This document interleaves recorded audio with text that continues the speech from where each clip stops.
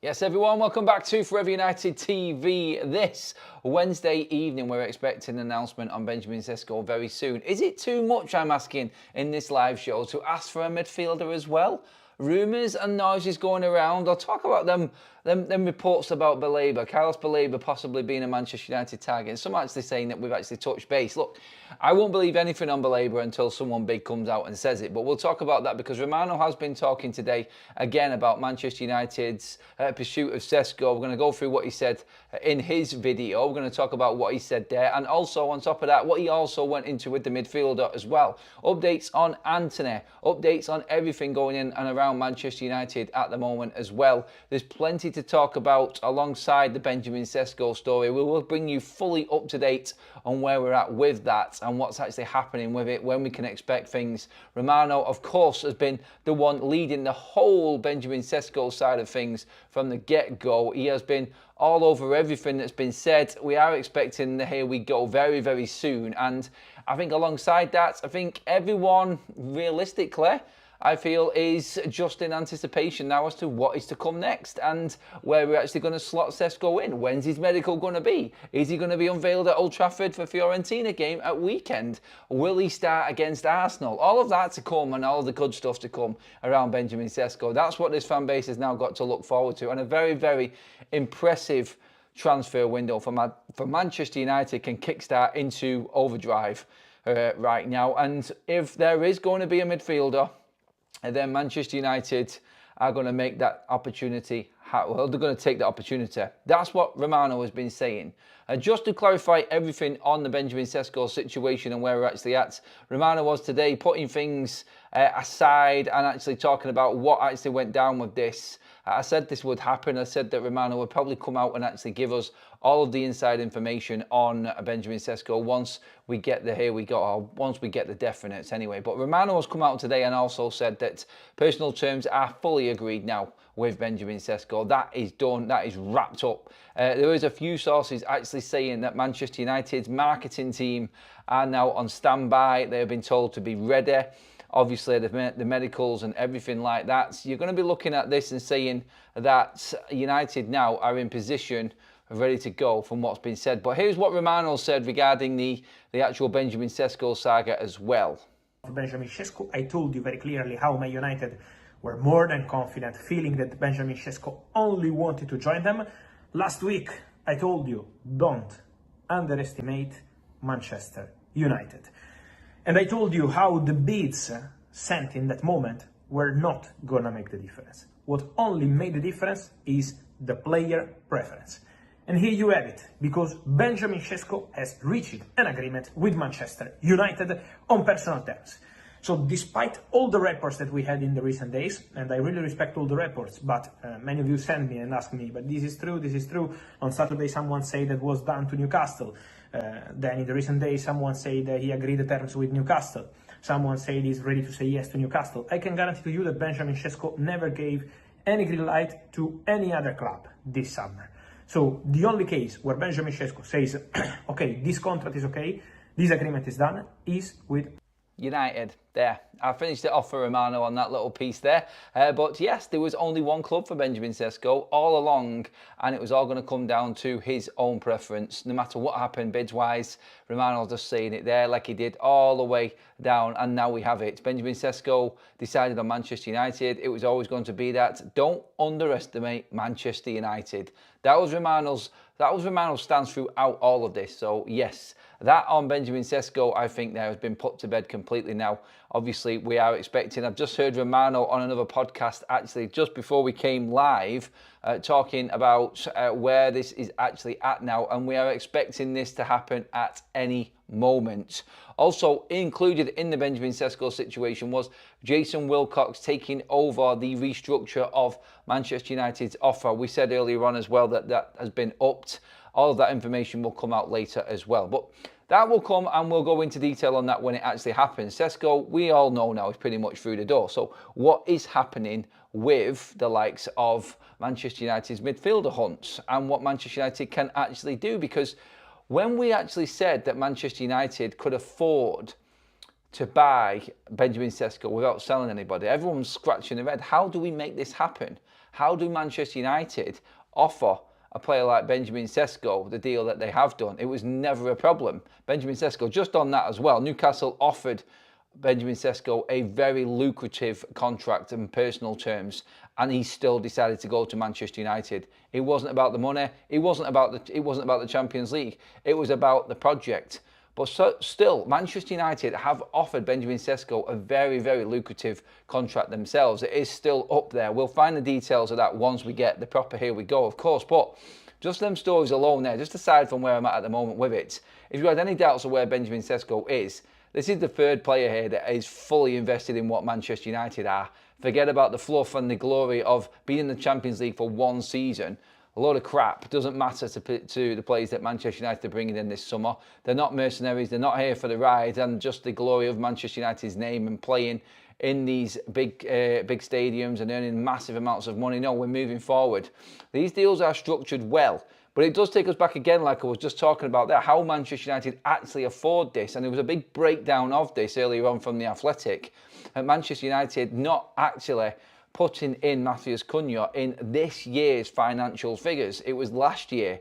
So Cunha's not on these figures for this financial year. He was bought last year. So effectively, Manchester United spent near £270 million last summer in that financial year because we bought Cunha in June. So July comes forward, all United have done is bought Bryan Mbeumo. 65 million quid is all that's on Man United's books right now. Obviously there's add-ons to come in on that and it could go more, but United are now in a position, and everyone asking that question, how do we afford a midfielder? Well, United usually spend, and this has been common, 200 million minimum every single year, for the last 3 years anyway, in the transfer market. That brought out earlier on from The Athletic. And we can all remember the transfer windows. Erik ten Hag did it, obviously, twice. We did it last summer as well. We're going to do it this summer by the looks of it. So let's break down where we're actually at. Around about £140 million worth so far. If you put in everything near enough into the Sesko and Bryan Mbeumo when Sesko's completed. Okay, room for one more. Now that's where the talk started about the midfielder, and Romano himself opened up on this on his channel, saying that if that opportunity comes around, then Manchester United will jump all over it. And what have we got there? If we break it down, if we're going to spend that 200 million again, then 60 million plus possibly for another midfielder, for another player at Manchester United. This would absolutely send the fan base into overdrive regarding what we can and can't do now with a team like that. Sesko in gives everybody so much more confidence, but a midfielder in on top of this I think is probably music to Manchester United fans' ears across the globe. It really is, because everyone knows where Manchester United have failed through pre-season and big parts of last season. Like, that's still there, that little problem in midfield. Obviously, we're going to bring into focus here the likes of Bruno Fernandes' role at Manchester United, Mainu, Agate, because Bruno now is going to drop, because you're not going to need Cunha and Mbeumo to go in at 9 really now, because we've signed Sesko. So that pushes Bruno Fernandes back into midfield, therefore taking the place of one of the midfielders we've already got. I think Sesko signing pretty much condemns Toby Collier to the loan list. He'll be leaving Manchester United. And United want to, this summer, buy in a midfielder that they feel can move forward and not really need to buy anyone next summer. I think they're going to try and do most of the business while they've got the opportunity to this summer. And for United to then get back into Europe after the next season is probably the next target for the club. But there has been some small reports, and I did mention this at the top of the show. I'm not getting too carried away with the Carlos BALEBA stories from Brighton.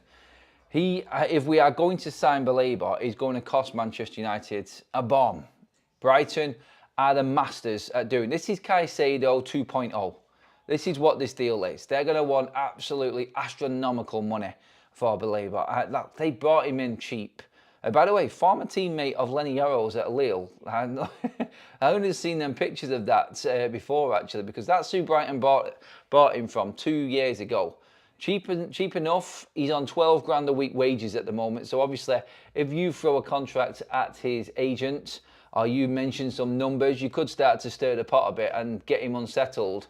There are some reports saying that he is actually open to a move to Manchester United. Look, Don't get carried away by the reports that are out there at the moment, is all I'm saying with BALEBA. He's a name that everybody would love at Manchester United. He's exactly the type of player that Ineos would go all in on. And again, with Adam Wharton confirming that he isn't moving this summer, I think him, you've got Edison out there as well. Obviously, there's been Douglas Luiz talks. I can't see that one happening. The opportunity has to be right for Manchester United. And as we've seen this transfer window, they're not just going for the obvious. They're going for players that they know actually want to make that move to Manchester United. I can guarantee you, if Manchester United approached the agent of Carlos BALEBA, then he would be wanting to go to Manchester United the day after. I can guarantee. The problem you've got here is Brighton. And Brighton are shrewd operators. They really are. That is going to be a problem for Manchester United. I've already seen some quotes going online that they're going to want 100 million. I'm not surprised. Like I said, this is going to be a Moises Caicedo part 2. That's what Brighton do. They buy him in cheap, uncovered, not discovered yet, and then they sell them on for absolute Brewsters and make a fortune, which is why they're third in the table, I think, in terms of PSR stance this summer, because of everything that they've sold. I know they spent a lot last summer, but they've got a lot, an awful lot. So whether United could offer anyone going the other way, I don't know. Would there be anyone at Manchester United in the bomb squad that wanted to go there? Look, Brighton are very clever in the players that they bring in anyway. That's why they're going for Harvey Elliott. He would be the perfect player for them from Liverpool. But I don't see anyone at Manchester United that Brighton would actually want. So there's no softening of the blow there with a player involved either. Look, it might not be BALEBA. It might be another midfielder. It could be Edison. Manchester United already in communication with Atalanta about Edison, and we know the situation and the terms of the deal. This is an established player in Serie A who has got bags of experience. BALEBA has got 2 years Premier League experience though, and he's only 21. That's the juicy bit for Manchester United. That's why Sir Jim Ratcliffe is probably thinking, and these people in at Manchester United, the management team, are thinking that this is the type of signing that we're going to make.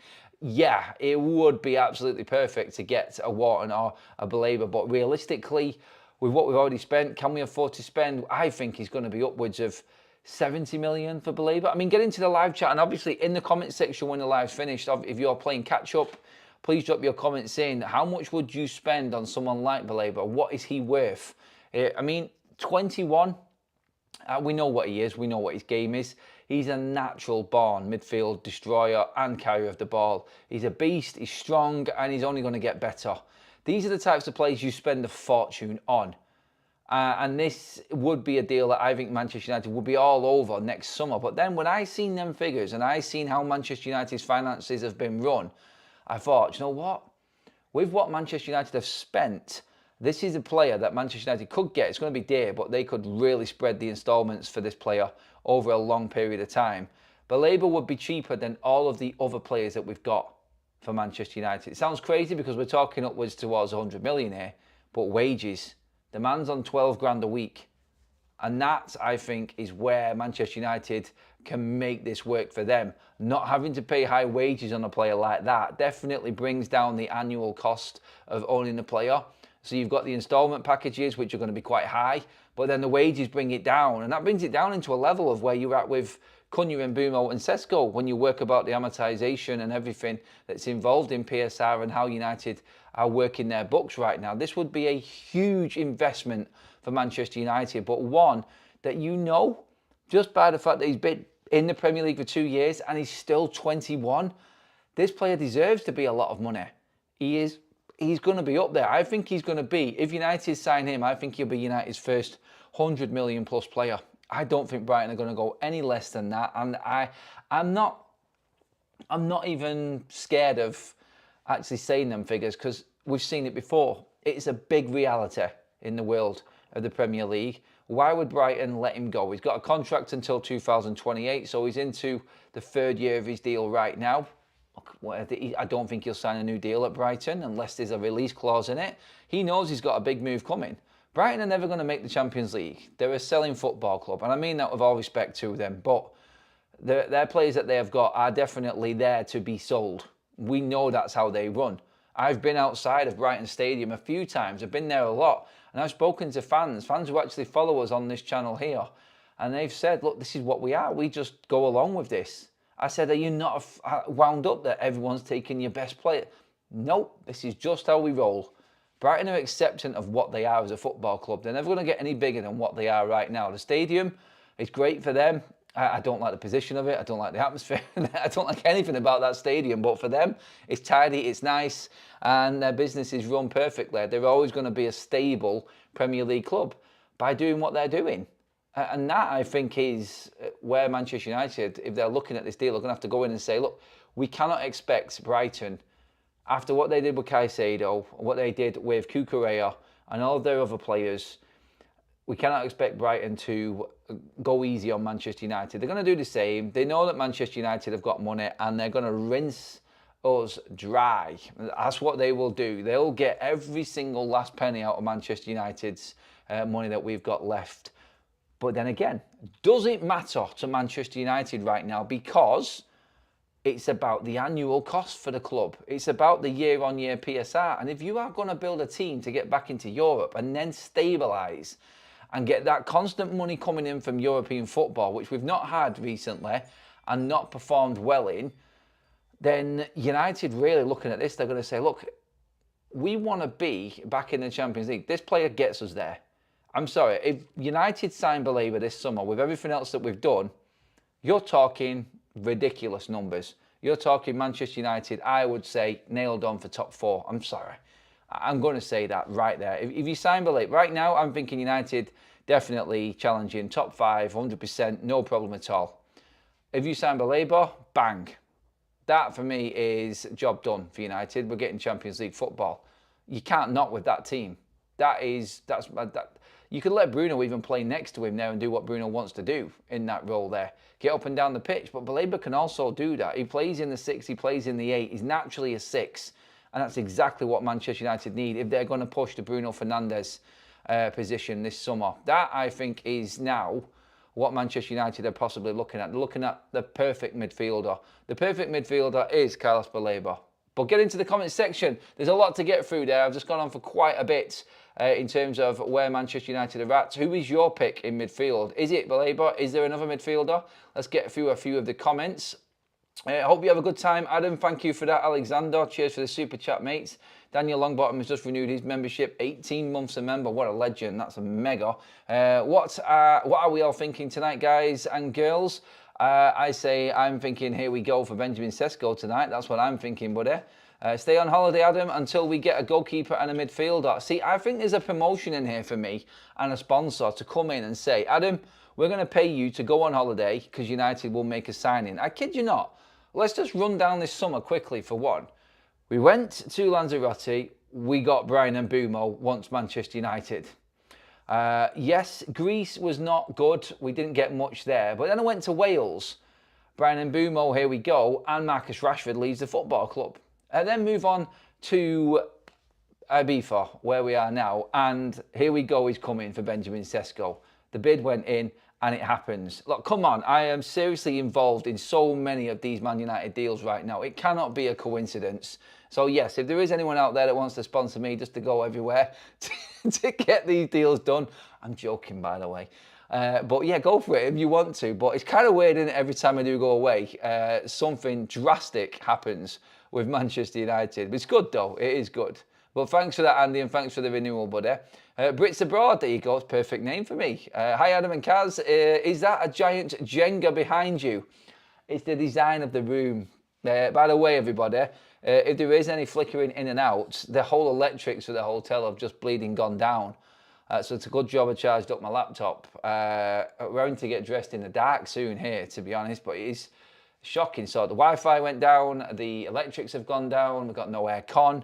Luckily we cooled the room a little bit before because it's about 31, 32 degrees outside. So not ideal at the moment, and there's a big complaint coming, a very big complaint coming their way because it's not on. Let's see. Do you think we might look at the midfielder as do it this year if they can before there is more competition next summer? Sorry, Glenn, there's a few typos in there. So should we do the midfielder this year before there's more competition next summer? well, United have got the money, I'm thinking, is what you mean there, Glenn. And not a lot of other clubs have, i.e. they've already spent up. Should we go and do the deal? Yeah, I think there is an element of that United are thinking of. That could be what is in their mindset right now. Another one in from Andreas. Hello, happy, hope he comes in quick. Still want a goalkeeper.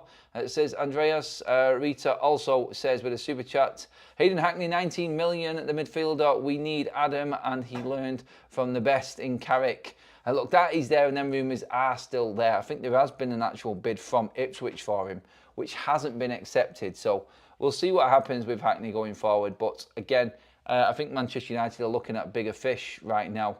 The BALEBA story would be an absolute bombshell to the rest of the Premier League if United end up getting BALEBA. That would be something else, wouldn't it? It really would. But right now we're looking at a situation where United's finances have surprised everybody, and we have operated in a way this summer that I don't think many people actually thought was possible for Manchester United, including a lot of the journalists. Remember all of them reports about how much Manchester United could spend this summer leading up to it. 100 million this year. Finances are tight. Manchester United are not going to do this. Not going to have what we've done before. You get Benjamin Sesko, you get Brian Mbeumo, and you get Matthias Cunha in one window. That is beyond anybody's wildest dreams going into this transfer window, and I love it. Adam, don't bother going on a winter holiday. United have not done anything exciting in January window for years. Well, I think Patrick Dorgu was all right, mate. I don't mind the winter break, of course, just because of the weather. But yeah, I think Dorgu was a good signing. Well, I'm going Greece in May next year. We will probably be Premiership champions by then, says Andrew. I love that one, mate. Thank you for that one, buddy. I'm going to keep an eye, obviously, on all of the news and everything that's happening while we're live, everyone. Bear with us again, like I said, if you have just joined us, all of the electrics and all of the Wi-Fi has gone down in the hotel, so it's absolute madness here right now. We are clinging on. They still can't stop us. Like, everything's gone down and we're still live. Somehow we're still live, which is absolutely mental, isn't it? But yes, I am keeping an eye on it. At the moment, Romano is saying that this deal for Benjamin Sesko could drop at any moment. And that's the big one that's come out there. It was Newcastle. We're offering a very important contract to Benjamin Sesko financially. They made the best proposal to all parties through all parties involved, but the player wanted to go to Manchester United. That was the latest we got from Romano this afternoon. In terms of Manchester United's outgoings, let's get on to that because we haven't spoken about that much because of everything going on. A lot of people are asking in the chat about players leaving, and obviously there is an expectation at Manchester United that we're not just going to have to be savvy and clever with our finances and what we've got. Yes, we have to operate carefully now in the market, but there is an expectation that we are going to be moving players on as well this summer, which we all know about. But United have done well in bringing in money so far and getting the business done that we have done with no sales. Informal talks took place between Garnacho and Chelsea. Garnacho is open to join them and expect negotiations over personal terms to begin soon. We expect formal negotiations to begin between Chelsea and Manchester United soon once an agreement on personal terms is reached. We were talking about this the other day. Garnacho now pushing forward and Chelsea putting the foot to the accelerator when it comes to Garnacho. Now, he is one of their top targets, alongside obviously Xavi Simons, so that is going to be one that moves forward quite quickly now, I feel. That's come from United source, the same guys who only really tweet when anything significant is happening. He was saying also earlier on that Manchester United's marketing team have been readied and have been told to prepare for the imminent arrival of Benjamin Sesko. So everything has been put in place. Romano knows how deep down the line this is in negotiations. Plettenberg said the same thing for Sesko, and we are now at the end of this saga with him. And we can move on to stuff like Garnacho and Antony, because Antony also is part of this bomb squad. He has come out again, or sources have come out and said that Antony is holding out and hoping that Betis can come to an agreement on another loan for Anthony to go back to Seville, back to Spain. Again, I'm not for that, and it's going to be pushing Manchester United to get that. They're not going to go for a loan for Anthony. They've already made it clear it's 40 million euros. Simple as. That's the deal. Come and get it or not. Now, there must have been more communications and talks between Anthony's reps and United, because on top of this story, it's also been reported that Anthony is actually open to moving to another football club now, but he's not going to go to Saudi. He wants to play in the Champions League. The only club he would go to, according to this report, is a club that is playing in the Champions League. So it's Betis or it's a Champions League club. Whether that's in Germany, whether that's in Italy, we don't know. Whether it's in Spain, again, we have always known that Atletico have had an interest in Anthony. I think there's a lot of clubs just waiting it out until the last knockings of the transfer window before they start making a substantial move for players. And I think that this is now where we're at with Anthony. People now, I think we're going to start hearing more about the bomb squad. And they haven't had their own way. Like I've explained many a times before, I think there was an expectation from the agents of these players thinking that United needed to sell them. Not the case, obviously. Now we've brought in 3 new forwards. We have got an abundance of forwards in our team now, and an abundance of forwards actually in the bomb squad itself. Obviously, Rashford, Sancho, Garnacho, Anthony. The only one in there is Buddy Malacia. And so, yeah, Anthony hoping for a loan, that's not going to happen. I'm actually confident now as a Man United fan, with the way that Man United have actually operated through this transfer window, the hard negotiating stance that we've taken. I'm all for moving players on loan like Rashford. That was a deal that needed to get done. We've got away with it in a way that we're not having to pay his wages, and we saved £14 million plus in wages this summer already in him going forward for the rest of the season.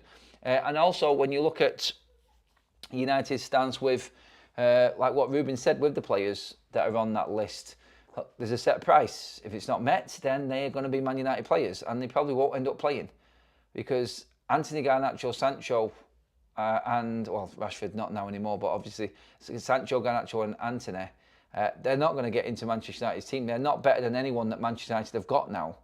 And that's the difference. United have gone, right, we're going to get the players in that we want. That's what Ruben's going to work with. It's up to you whether you want to be part of this and not play that much because of how you've acted and what you've done, or you make something happen for yourself.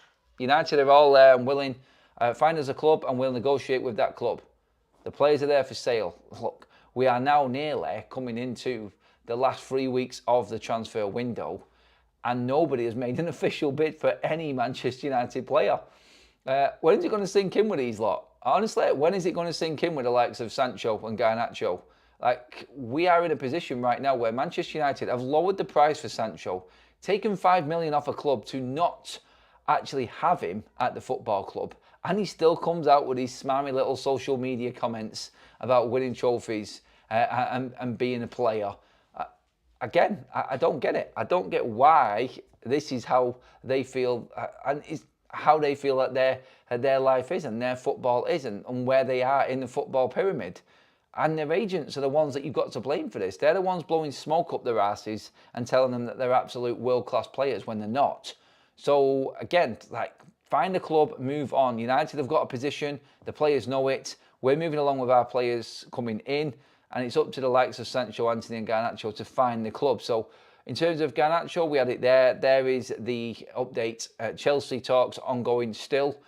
Anthony is wanting a loan, but United are standing firm. They want €40 million for him, and someone will come and take it. But Anthony's has changed a tiny little bit from the last time we spoke about it, in that he is open to moving to another club, but they need to have Champions League football. That, I think, is the biggest one in that one there, that he's actually open to another club, but for some reason they all feel like they should be playing Champions League football.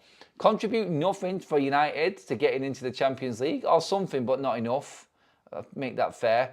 And then feel like in failing at Manchester United, you have got to be playing in the Champions League for somebody else. Yeah, what goes through their heads? Mind-blowing. It really is. Okay, let's move on to the other situation. Now, he isn't a bomb squad member, but we touched on Rasmus Højlund this morning. Now, Samuel Luckers came out today and said that Rasmus Højlund will be forced out of Manchester United, but there is a feeling within Rasmus Højlund's camp that he is being pushed out of United. The only way he will leave is if he is pushed out of the door by the football club. And I feel like United don't necessarily need to sell him, but there are clubs queuing up for Rasmus Højlund right now. United would be open. I think United, if they want to break even on PSR, it came out earlier on that United need around about 38 million for Rasmus Højlund. His book value is around about 45 million euros as it is right now. Similar price then really when you break it down. But United would be open to selling him for 30 million. And now being forced out by Manchester United, that's the only way that Rasmus is going to leave. So there's no win for the club here on this one. They're going to lose money, they're going to lose PSR money, and they're going to look like the bad guys who are trying to push Rasmus out of the door. He wants to stay. He wants to fight for his place alongside Sesko. But it is thought that the shirt number for Sesko actually is number 9. And he will take Rasmus's shirt if he does sign for Manchester United and Rasmus leaves. Only if Højlund does leave, though. That's the only way that he will get the shirt. United are not that bad, although they have done this with Cunha and Rashford. But then again, Rasmus is not part of the bomb squad. He isn't an issue for Manchester United, and he's all too willing to work hard and get involved with what Ruben wants. So it brings it back up again. We discussed this morning, didn't we, as well? And Rasmus, in the position that he's in, now that Sesko is pretty much confirmed, is it's on a bit of a knife edge right now. Romano before was saying United are open to selling Rasmus Højlund. AC Milan are in for him. Obviously, Leipzig wanted him, but that got smashed to pieces straight away. There was no way that Rasmus was going to go to Leipzig. That got kiboshed instantly. And then you're looking at, obviously, the other Italian clubs as well that might be interested. Bayer Leverkusen could also be interested in Rasmus Højlund. We know that Frankfurt have also made inquiries after selling the likes of Mamous and Ekatike throughout the last 2 transfer windows. There is a lot of clubs interested in Rasmus Højlund, and United would not have an issue selling him. The issue that United have got is he doesn't want to go.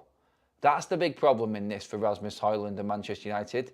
It's that there are 2 things here that don't meet and are not on the same wavelength. He doesn't want to go.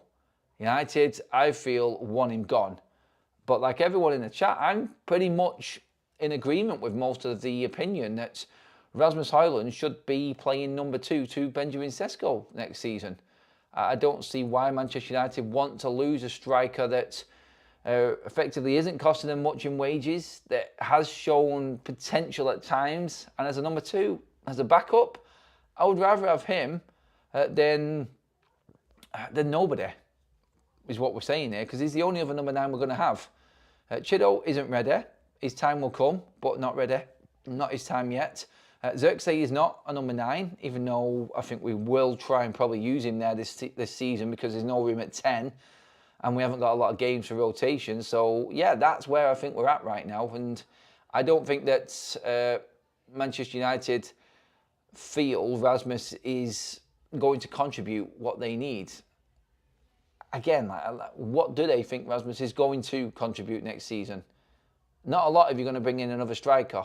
There isn't enough games. I mean, Rasmus will realise this, and I think his representation will be looking at this and going, we actually might need to find another club here because Sesko's come in, and this is an Ineos signing. Let's not forget, it's not like Ineos were the ones that brought in Rasmus Højlund. This was done before they took over, so they're bringing their people in. They're fully trusting, and this was the thing with Christopher Vivel, and we talked about this. Vivel played a massive part in bringing in Benjamin Sesko.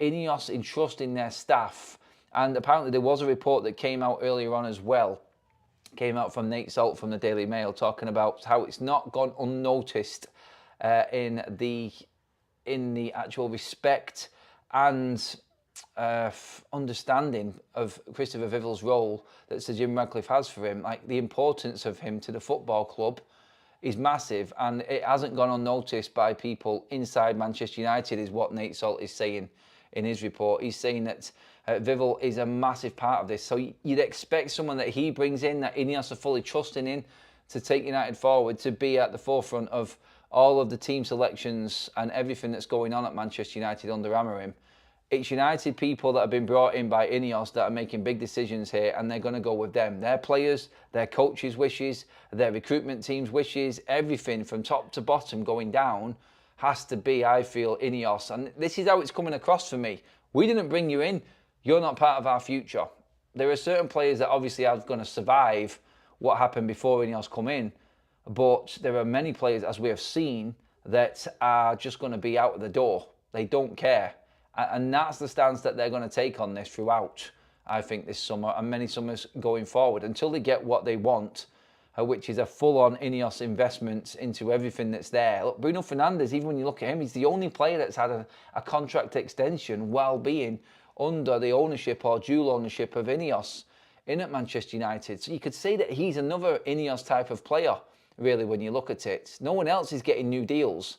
It'd be interesting to see when we were talking about Harry Maguire the other night, what happens with him. Whether that is just smoke coming out at the moment about Maguire signing up another contract after his last year and staying at the club. We'll see on this. Anyway, I need to get into a few more chats as well. We've had a few super chats come in, and I'm going to get into the live comment section as well. Don't forget, everybody, when it's finished, or if you are catching up, pile in with your comments, please, into the bottom. Also, make sure you pop a like on the video, everybody. We're well over 700 again. I think we've got a half a chance of making 1,000 again for the next actual two live streams in a row. Okay, let me just check on something here.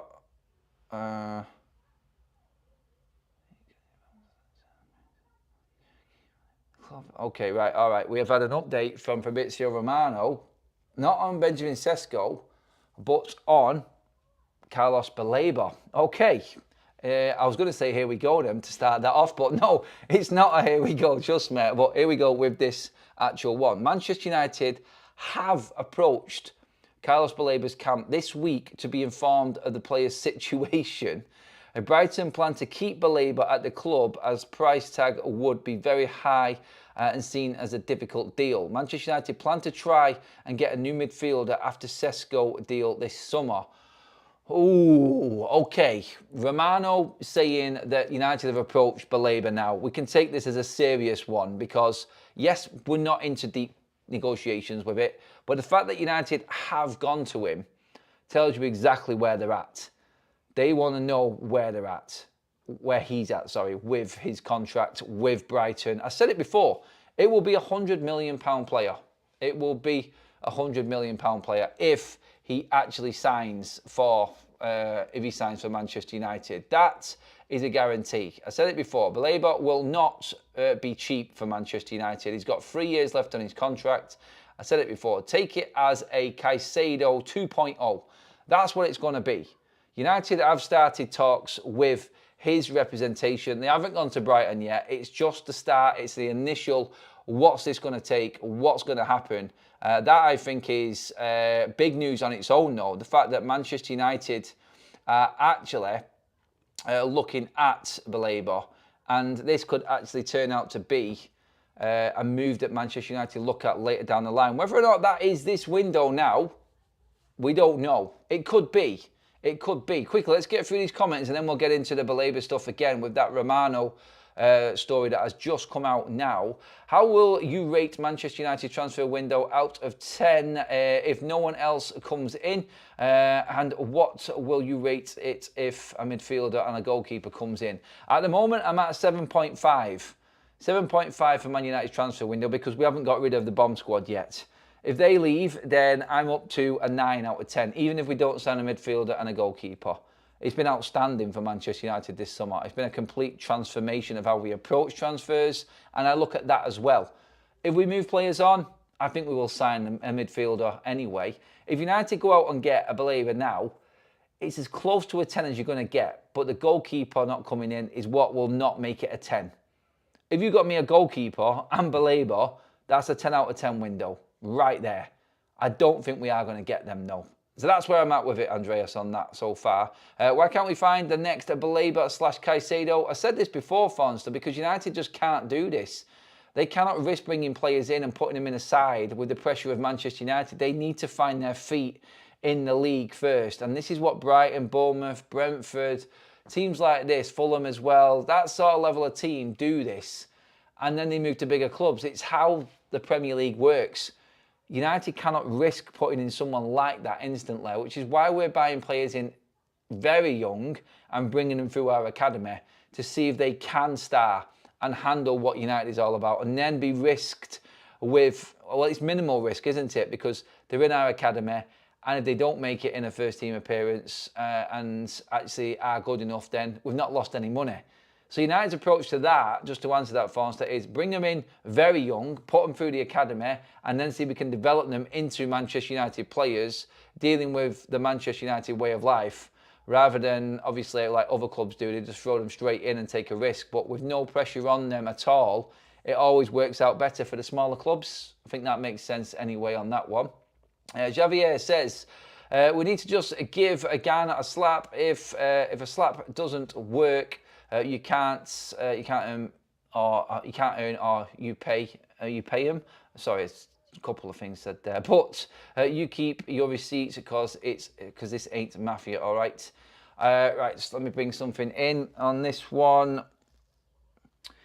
Okay, David Ornstein has now said that Manchester United have contacted Brighton. Right, okay. Manchester United contact Brighton via intermediaries to explore conditions of a deal for BALEBA. Brighton do not plan to sell this summer and all sides aware a move may be unrealistic, but United keen plus should know in the coming days if plausible or not. So we are going to know if this deal for BALEBA is actually on the cards for Manchester United this week. The coming days, in fact, will tell us if BALEBA is realistically on Manchester United's list. We've seen this earlier on, and I said this is why I went with the story at the top of the show. United's summer has worked this way. There's been some other small accounts and different journalists reported on little things, and then bang. And credit to all the small accounts and people that are out there doing these stories, because you're now getting the big guns like Ornstein and Romano coming out and saying exactly the same thing. And now we're all paying attention to it even more. But United this week will find out if a deal for BALEBA is doable. Brighton don't want to sell, that's fair enough. I wouldn't want to sell a player like that. But if United have got money, and like we said, we don't know what they've been told.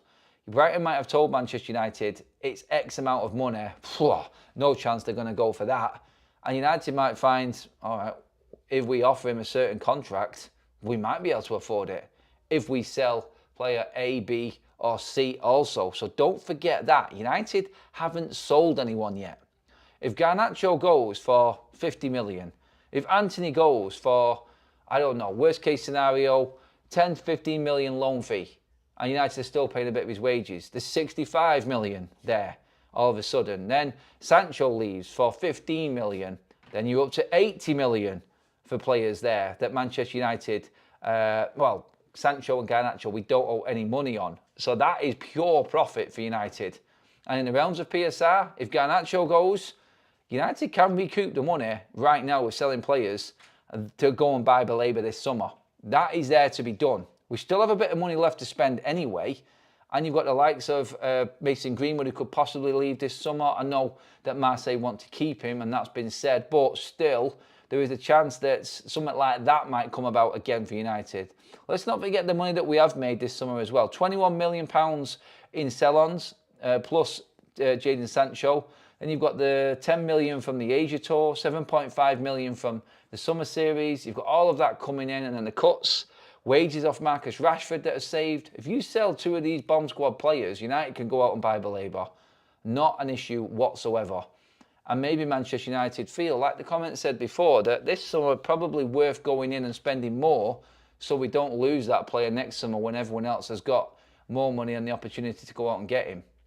But Ornstein and Romano, both tonight in the last 20 minutes, have tweeted that Manchester United have contacted representatives of Carlos BALEBA from Brighton to find out the conditions of a possible transfer this summer. Whether it goes any further from here, we'll have to wait and see, and I'll have you covered. I'll be digging now and trying to find out what's going on here, because this could be massive. Absolutely massive. BALEBA and Sesko, as well as Mbeumo and Cunha, you're talking dreamland stuff here.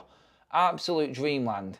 We will see in the coming days. Like Ornstein just said, United will know if this deal is doable in the coming days. I'm guessing that's with finalising Sesko and then finding out exactly what's going on with player sales as well. So let's just see what happens from this next few days. Quickly, let's get through.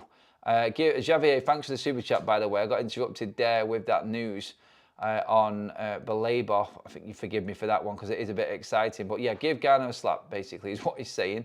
Andreas with another super chat says, Anthony already had a loan with Betis, bought other players. What if Betis offers a loan with obligation to buy next season? None of that 5 million return stuff. That could work, and that could work for Man United's finances again. We could actually have enough there still to buy BALEBA also again. Let's not forget, he's on absolute peanut wages. He's going to cost Manchester United, if they give him a reasonable contract here, in the region of £3 to £4 million a year, even if we offered him 10 times as much as what he's on now, which is ludicrous. It is. And that with instalments, United could afford. It's a scary thought, isn't it, for the rest of the league anyway. It's exciting for Man United, but United can afford BALEBA this summer. We can. Blondie, welcome to the Members Club. Thank you very much. Appreciate that. Brits Abroad with a super chat says, Ornstein as well now on BALEBA. Yep, I've seen that one coming just there. Thanks for the shout out, matey. There's so much news going on right now.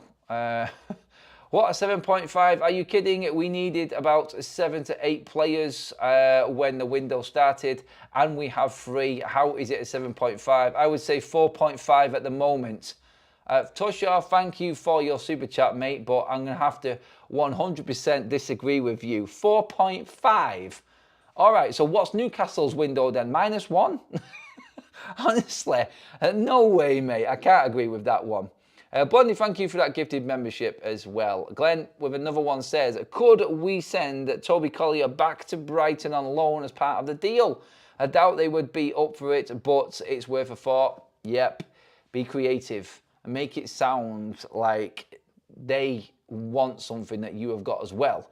Like, that is clever business there. Glenn, good shout, mate, on that one. United can be creative with what's actually happening with this window, but also we need to be respectful of what BALEBA and Brighton want out of this. Like Brighton, I've said this before, no mugs in the transfer window. They know how to negotiate a deal. They know how to get the best out of everything that they have done. And United are going to have to fork out 100 million. Simple as. I don't think that we're going to get... Look, you could throw something like 80 million at them and see what happens. It's a ridiculous amount of profit. But we've already seen what they've done with the likes of, with McAllister, with Caicedo, with Cucurella. Like, these are good players that have gone on to be very good, like, and worth the money. Like, you look at them players and you think of the Brighton model, and you would say, Cucurella at first, rough, but now he's turned into be an absolute beast for Chelsea. Caicedo, the same, awesome player. They spent a fortune on them players, but look at them now. Champions League football, World Club Cup winners with these players in their side. You look at McAllister at Liverpool, Premier League winner. All of these Brighton players are worth the money. They buy gems, and this is what Brighton do. They're going to charge an absolute premium because they know what they've got. If they came out and said that BALEBA is going to cost you 100 million, I would be like, fair dues. That's about market value for the lad. Actually, his market value officially is about 40 million. Yeah, don't get excited. That's not going to happen. But that officially on the books right now from his performances in the Premier League is around about 40 million quid. The guy's 21. For God's sake, if you're spending 100 million on an absolute baller who's going to be at your club for a decade, you'd expect to be spending a premium on him. Do United go now before he gets better and his price goes up? Yes, it's 1 year less than his contract, but he's still going to have 2 years to go if we go for him next summer, and he could get better. I can see United's approaching this and why we might want to do it now so that price doesn't go up for BALEBA, because the sky is the limit for this kid. It really is. And you all know it. Every single person in this chat, and I'm sorry I've not got to everyone tonight because there's so many people in there. Again, more record numbers. Thank you, everyone. By the way, almost at 100 likes. If you haven't, pop a like on the video, please, everybody. Hit that subscribe button also. You have all said to me in this chat, BALEBA, if I mentioned a month ago, 2 months ago, starting the transfer window, last week, anytime you wanted, going into the back of last season, who would you want in midfield if United were going to buy a midfielder? That name would pop up in a stream of different comments in the live comment section on my show. Guaranteed. Every single time, he was right at the top. BALEBA, BALEBA, BALEBA, BALEBA. Honestly, he is the number one target. I'm not surprised. I'm really happy that United are doing this. He's just looking more and more impressive as we go in this transfer window. And now with BALEBA being linked, I think United are just operating in a completely different way. I really do think that this is now the time's a changing moment for United. And everything that Ruben Amorim said, the good times are coming. We won't make the same mistakes again in the transfer window. We're going to make sure that the players are Manchester United players, players who want to be at this football club. Wow, yes. This one isn't just the icing on the cake. It's your cherry sprinkles and everything on there. That's what it is. Cherry sauce, sprinkles, the lot. It's proper a la carte ice cream, that, isn't it? That's what it is. Anyway. Please give the video a like on the way out. We're going to wrap things up there. If there is any more news on Benjamin Sesko, then I will bring it to you later on. As always, we're bringing you all the information as it happens. Thank you so much, everybody. Absolutely mega show yet again. We are about to smash the 1,000 like mark once again. Second time today, which is absolutely mega. Thank you all of the mods for another amazing job in there in handling so many people as well. And please get your comments in when the video has finished. Like, share and subscribe, everybody. I will be back maybe later or definitely in the morning.